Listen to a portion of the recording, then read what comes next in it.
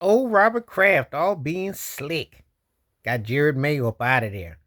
And when you feel like you're the token black head coach, like Antonio Pierce's situation with the Raiders, Cats ain't never have a chance. How you gonna win for a historical franchise when you don't have historical quarterbacks and you don't have position? Now let me tell you about the slickness of old Robert Kraft. The slickness, the tokenism, how he used Jared Mayo. Because the whole thing with Cam Newton and everything that didn't work with Bill Belichick, and you know that they want to look like they're doing something progressive. That's a one over on Jerry Jones. That's a one over that says, see, I gave him one, I gave him a chance. And also, fellow Stephen Ross with Miami has got that lawsuit with Brian Flores. The slickness of the NFL. Yeah, they might give you a token position, but you're not giving the best quarterback. You're not giving the best running back. You're not giving the best receiver or the best defense. You're told to put it together, and you don't get the same window and opportunity. Oh my high, Antonio Pierce had like 2 years, year and a half actually, because he came in as an interim last year and a whole season this year. But look at what he had at quarterback. Look at what he's asked to do in Vegas and what they got. It's not a lot going on there. Jared Mayo, Drake Maine, and what they got. You got to rise up and hope that something. No one had any expectations for either situation. So you want a job that gives you a title. Guess what? How quick will you get another opportunity? Complexion for protection means everything. They turn over jobs left and right for folks who get jobs left and right. Now, granted, Doug Peterson did win a ring in Philadelphia, but he got fired from there from going from Carson Wentz to Jalen Hurts, and then got himself sent out the door because Nick Foles was standing in between. Then he goes to Jacksonville with with Trevor Lawrence, who like he fell off, and then you stuck with Mac and Cheese Jones, who was a bust in New England, but he got a job. Will Doug Peterson get another job? I believe somebody will give him a chance. I keep abreast of these sort of things, you know, because it is a double standard. And owners know the game. It's the Rooney rule.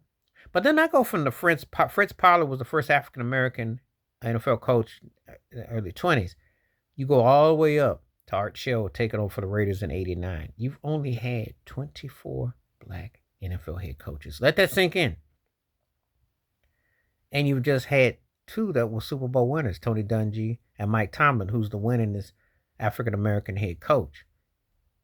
With all due respect to Levy Smith being in the Super Bowl. It's not a given that you get those opportunities and those chances. It's so far and few in between. This is what I mean by institutionalized systematic racism 101.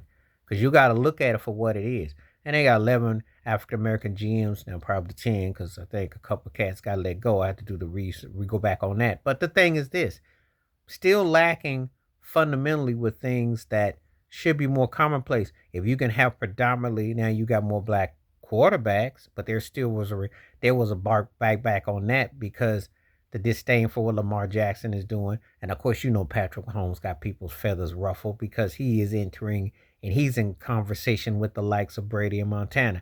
And I tell people this: yes, I'm impressed for what he's doing.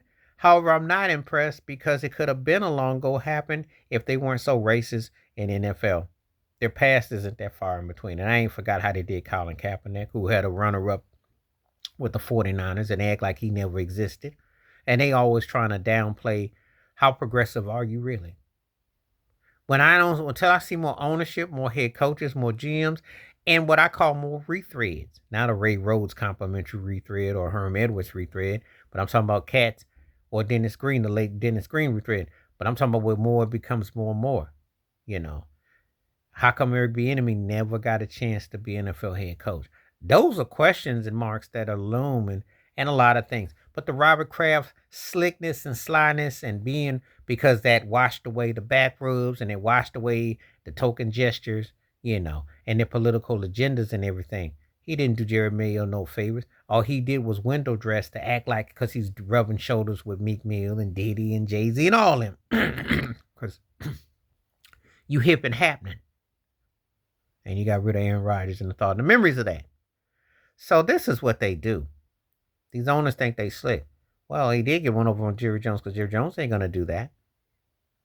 No matter how much Stephen A. Smith the Django's up and and gets all snarly curly with him. He ain't getting no black head coach in Dallas no time soon. And I will do a video that day happens. Good luck with that.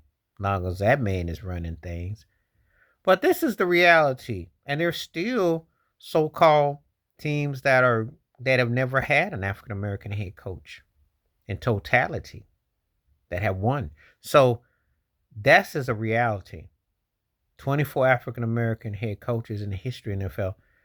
And then you think about guys like Belichick, Andy Reid, who won 9 rings between 2 men. Let that sink in.